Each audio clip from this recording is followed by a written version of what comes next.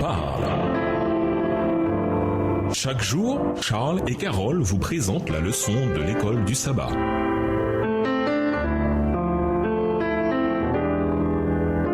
Bienvenue à votre émission Dieu nous parle. Voilà la leçon de vendredi. Pour aller plus loin, nous vous invitons à lire dans les livres suivants Jésus-Christ, les pages 11 à 18, chapitre Dieu avec nous. Dans le livre Le ministère de la guérison, le chapitre Sauver pour servir, pages 73 à 84. Tous ces deux livres écrits par Ellen G. White. La terre entière est la vigne du Seigneur. Bien qu'elle soit aujourd'hui entre les mains de l'usurpateur, elle appartient à Dieu aussi bien par droit de création que par droit de rédemption. Le sacrifice du Christ fut accompli en faveur de l'humanité. Dieu a tant aimé le monde qu'il a donné son Fils unique. C'est par ce don que tous les autres sont accordés aux hommes. Quotidiennement, le monde entier reçoit la bénédiction divine. Chaque goutte de pluie, chaque rayon de soleil, chaque feuille, chaque fleur et chaque fruit sont des manifestations de la longue patience et du grand amour de Dieu. Texte tiré du livre Les paraboles de Jésus, La vigne du Seigneur à la page 261, livre écrit par Ellen G. White. En Christ, il n'y a plus ni juif, ni grec, ni esclave, ni libre. Tous sont unis par son sang précieux. Quelle que soit la religion d'un homme, son cri de détresse ne doit pas rester sans réponse. Tout autour de nous se trouvent des âmes éprouvées en quête de mots compatissants, d'un geste d'assistance. Des veuves ont besoin d'aide et de sympathie. Le Seigneur invite ses disciples à recueillir les orphelins comme un dépôt sacré. Ils sont trop souvent négligés. Ils peuvent être un haillon, maladroits et repoussants à bien des égards. Ils n'en sont pas moins la propriété de Dieu. Ils ont été rachetés à un grand prix et sont aussi précieux que nous à ses yeux. Ils sont membres de la grande famille divine. En leur qualité d'économes du Seigneur, les chrétiens sont responsables d'eux. Extrait du livre Les paraboles de Jésus, le chapitre Le service de Dieu, les pages 339 et 340, livre écrit par Ellen G. White. À méditer. En cherchant à faire de bonnes œuvres et à aider les autres, comment résister à la tentation de croire que quelque part, cela nous rend meilleurs et nous attribue des mérites que Dieu devrait reconnaître. Votre Église est-elle une communauté où il n'y a aucune différence, mais où tous sont un en Christ? Comment peut-elle devenir davantage ainsi? Jusqu'à quel point votre Église est-elle ouverte aux autres? Comment trouver l'équilibre entre faire du bien aux nécessiteux pour la seule raison qu'ils sont dans le besoin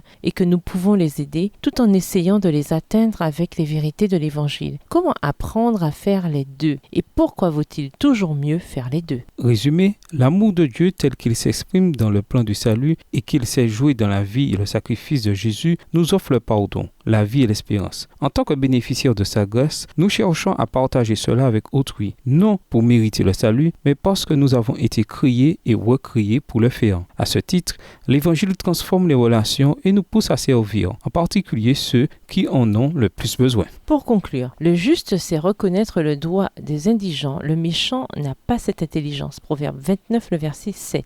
Le juste possède une nature de base et une partie de cette nature, c'est notre façon de réagir à la cause des opprimés. Ce n'est pas quelque chose que nous faisons pour obtenir la faveur de Dieu, mais plutôt la preuve que l'Esprit du Dieu très haut habite en nous. Et nous découvrons ici qu'une marque des méchants est leur incapacité de faire preuve d'empathie envers ceux pour qui Dieu éprouve de l'empathie. Le Dieu de la Bible n'est-il pas le Dieu des opprimés? Nous ferions bien de considérer nos positions sur les questions qui définissent notre temps, de crainte que nos opinions nous condamnent devant un Dieu juste. Au revoir. Et à demain si Dieu veut. Dieu nous parle. Chaque jour, Charles et Carole vous présentent la leçon de l'école du sabbat.